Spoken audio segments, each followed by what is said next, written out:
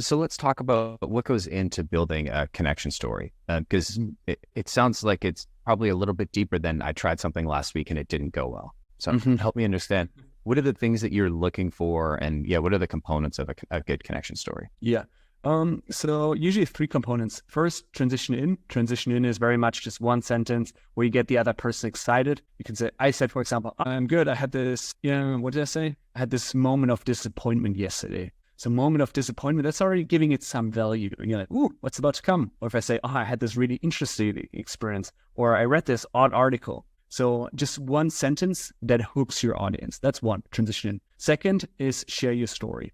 And the story can be anything that is more personal than weather or traffic. And that can be anything interesting that has happened lately. Maybe you picked up a new skill lately. Maybe there's some small thing that annoys you that is still fun to share, but really anything that is a little bit more personal. That's it.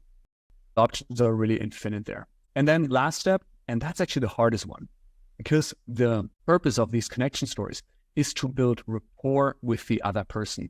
And you don't build rapport just by sharing a story, but you build rapport by getting the story from the other person. And so the last step, transition out, that's about asking a question where the other person can respond with a story in return. That is, for example, a story. A bad question would be, hey, how are you? That's bad, right? Because you wouldn't respond with a story. Or if I say, oh, how was your day? That doesn't get a story in return. But if I ask, hey, when was the last time that, I don't know, you went on a holiday with your family and how was that? Or when was the last time you tried a new sport? So all these, when was the last time, they ask for a specific moment and time.